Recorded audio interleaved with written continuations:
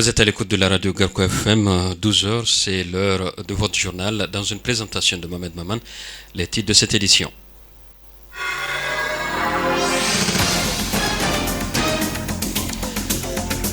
Au sommaire de cette édition, la gestion des eaux usées et des ordures ménagères ne respecte pas la réglementation en vigueur à Maradi. Dans cette édition, le responsable de la police sanitaire que vous allez suivre.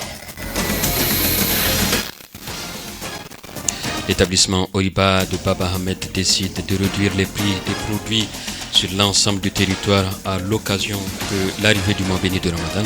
Les détails aussi dans cette édition. Le harcèlement sur Internet, appelé aussi cyberharcèlement, constitue un délit de nos jours. Nombreuses jeunes filles et femmes sont harcelées au téléphone. Les détails aussi dans cette édition. Voilà pour le sommaire. Bonjour à toutes, bonjour à tous et bienvenue dans Garko Info Midi. À Maradi, la gestion des eaux usées et des ordures ménagères ne respecte pas la réglementation en vigueur, ce qui a des conséquences sur la santé de la population, selon Ousmane Kouba, responsable de la police sanitaire à la direction régionale de la santé publique. Les eaux usées, la défécation à l'air libre, c'est les deux constats amers en tout cas dans la région et dans la ville de Maradi, principalement dans les anciens quartiers et même dans les nouveaux quartiers. Allez-y voir, faites le tour. Et même les nouveaux quartiers, en tout cas en expansion, les gens versent les eaux usées dans la voie publique. La défécation à l'air libre, les ordures ne sont pas évacuées dans les dépotoirs officiels. C'est une pratique très dangereuse pour la santé parce que nous avons des statistiques au niveau de nos formations sanitaires quant aux maladies transmissibles. Elles sont en augmentation et c'est lié à cette mauvaise pratique-là des eaux usées. Il y a dans notre disposition l'article 10 qui interdit le rejet des eaux usées sur les voies et places publiques. Les eaux usées, les huiles de vidange, vous voyez bien les ateliers et garages, ils font comme si quand la mairie leur donne une autorisation d'installer leur garage ou un kiosque, c'est comme si on leur a dit d'aller polluer le site là où ils font la mécanique. C'est pas autorisé. On t'a donné le petit kiosque. Tu devrais faire ce qu'on appelle l'hygiène pré-opérationnelle, c'est-à-dire avant de commencer la mécanique de la première moto du matin. L'hygiène opérationnelle, c'est-à-dire pendant que tu répares la moto, tu dois faire ça de façon hygiénique. Et l'hygiène post-opérationnelle. À la fin de la journée, que tu sois mécanicien, que tu sois menuisier, que tu sois quel qu'en soit le travail que tu fais dans la vie sociale, c'est très bien, mais mieux encore quand tu fais l'hygiène post-opérationnelle. C'est-à-dire à 18h, la ville devrait être belle. Et on reprend la journée de demain. C'est cette culture que nous n'avons pas encore à Maradi. Alors, à votre niveau, la police sanitaire, est-ce que vous comptez faire quelque chose justement pour amener les gens à comprendre que c'est un danger, que nous sommes en train de vivre dans un danger? Avant d'en arriver à cette question, je continue pour vous dire qu'il y a un article 11 qui interdit de laver et de faire laver à grande eau des ustensiles de cuisine ou bien une automobile ou sa moto sur les voies et grandes publiques. Vous allez remarquer que ces derniers temps, effectivement, c'est très bien. La jeunesse s'adonne à une activité génératrice de revenus, mais vous n'avez pas le droit de laver un véhicule devant un caniveau et de faire transiter les eaux usées dans le caniveau. Les eaux usées s'évacuent dans des installations d'eau usées comme le pipered. Mais le caniveau est fait pour évacuer les eaux pluviales. C'est comme les veines et les artères de notre organisme. Nous avons des veines qui transitent le sang, qui évacuent les gaz carboniques. Nous avons en tout cas le tube digestif. Si, quand Dieu nous a fait un organisme, s'il n'y a pas l'anus, ça va aller? Ça ne peut pas aller. Imaginez quand nous avons la constipation, on négocie l'anus, non? Pour que les gaz soient évacués. C'est la même chose. Quand la ville est polluée, il faut qu'il y ait un système d'évacuation. Le caniveau, c'est fait pour évacuer les eaux pluviales.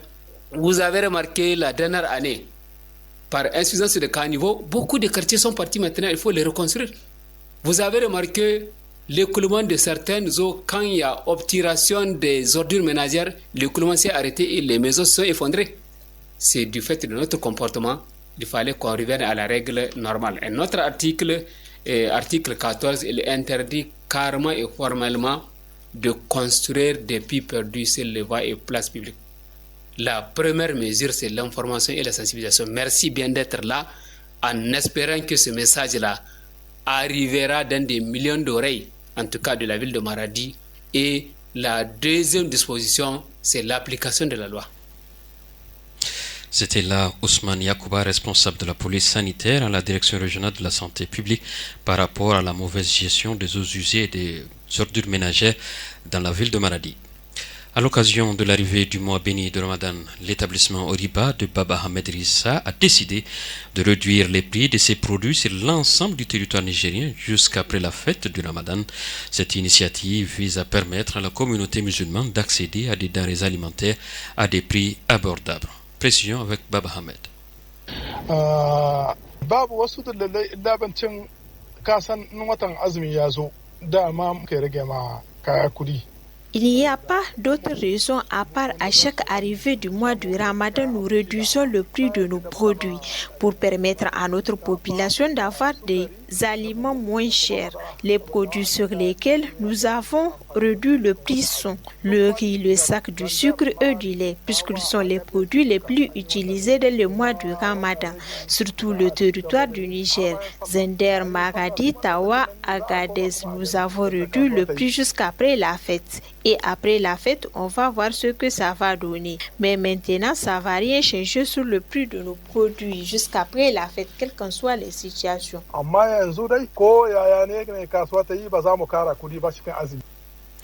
12h08, la suite de cette édition, le leadership des jeunes de Guidarumji face aux défis sécuritaires et à la consommation de stupéfiants était au cœur de l'Assemblée générale du Conseil départemental de la jeunesse le samedi 1er février 2025.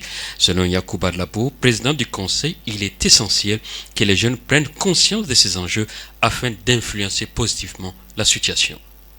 Évidemment, vous savez, conformément à nos dispositifs réglementaire au niveau de notre structure, il est prévu à son article 13, en tout cas, de chaque année que le bureau du conseil à tous les niveaux puisse rendre compte, en tout cas à la grande base, au nom de la redevabilité organisationnelle.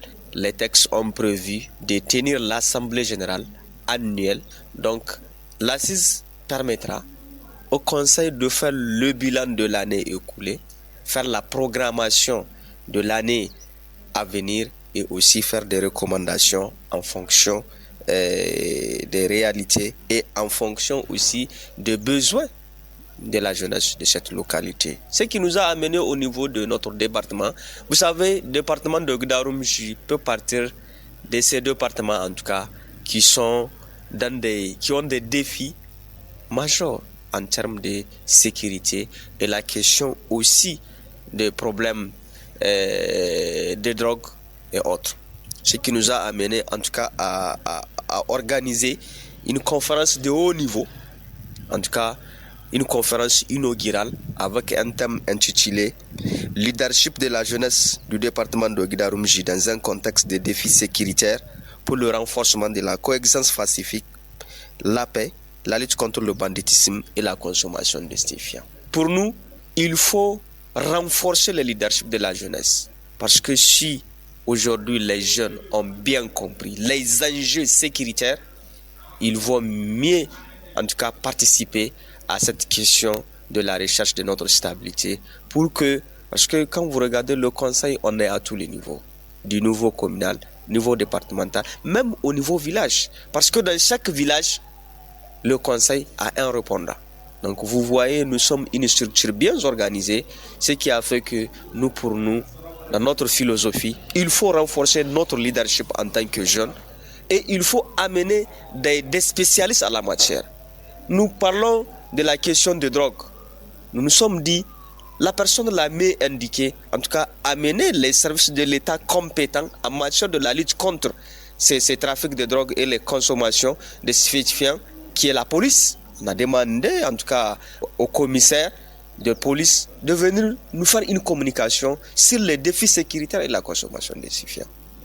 En tout cas, le commissaire a répondu présent, il est venu, il a entretenu avec les jeunes. En tout cas, en dehors de ça, il y a la question aussi du rôle et responsabilité de la jeunesse dans la promotion ou dans le renforcement de la coexistence pacifique, la paix et la stabilité. où on a amené aussi un acteur de la société civile qui a fait une communication autour de cette question.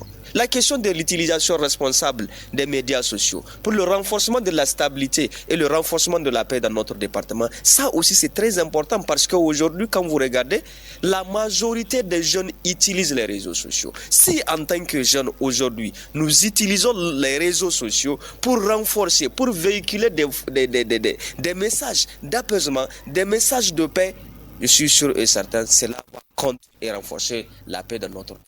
Est-ce qu'on peut dire qu'aujourd'hui, la jeunesse de Guéran-Romgé a compris ces défis? En tout cas, on peut dire, parce que nous ne pouvons pas dire toute la jeunesse a compris. Mais les jeunes leaders, parce qu'il faut bien le dire, nous, on a réuni une centaine de jeunes leaders, où chacun est leader dans sa communauté.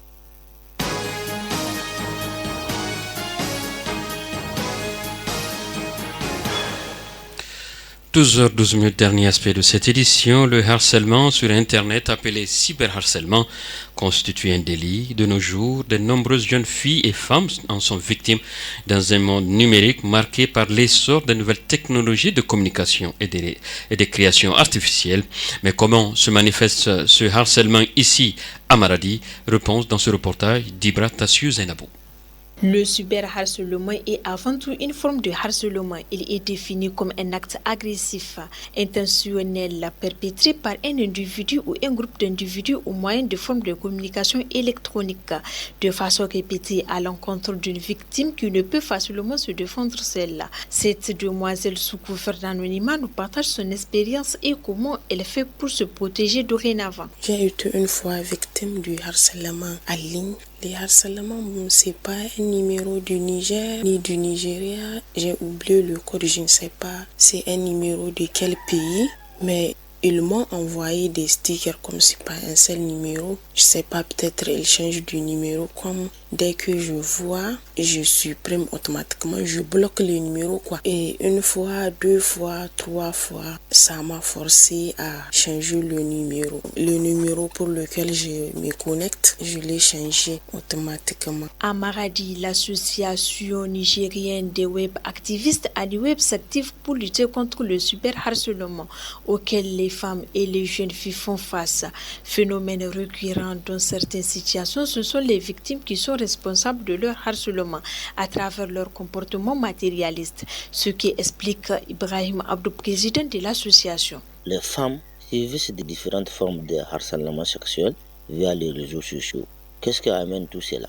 Commençons d'avoir de l'éducation familiale, si on peut le dire.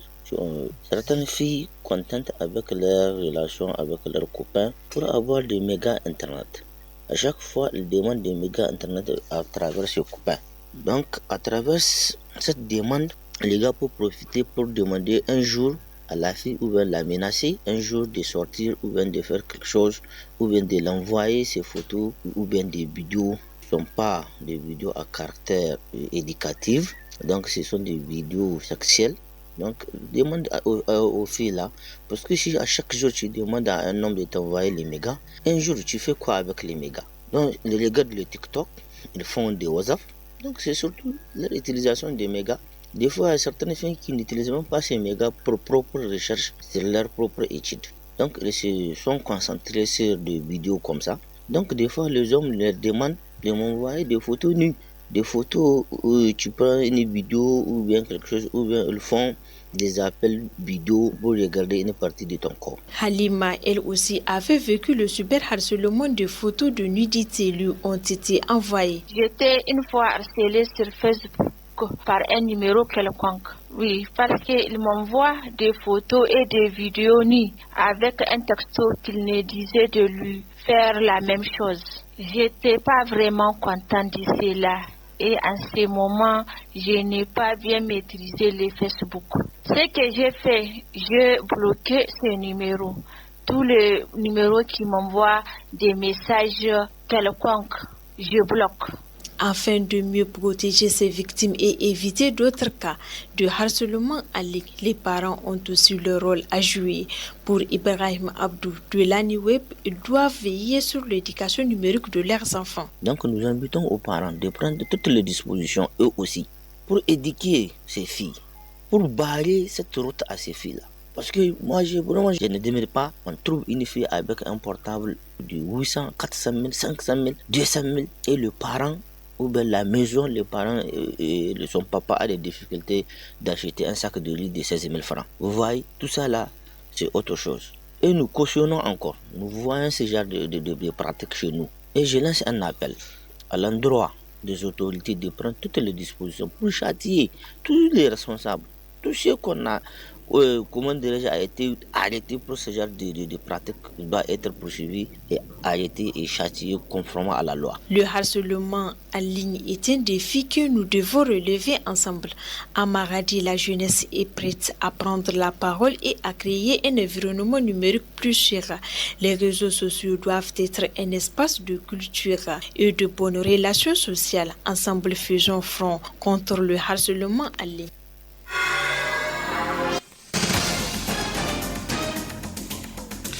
C'est sur ce reportage qui traite de harcèlement en ligne ou cyberharcèlement que prend fin Garquois Info Midi de ce lundi 3 février 2025. Mohamed Mamani était au microphone. La mise en onde a été assurée au niveau de la technique. Merci de nous avoir suivis. À 12h30, vous serez en compagnie de la rédaction en Hausa pour le journal. D'ici là, portez-vous très bien à l'écoute de nos programmes. Au revoir.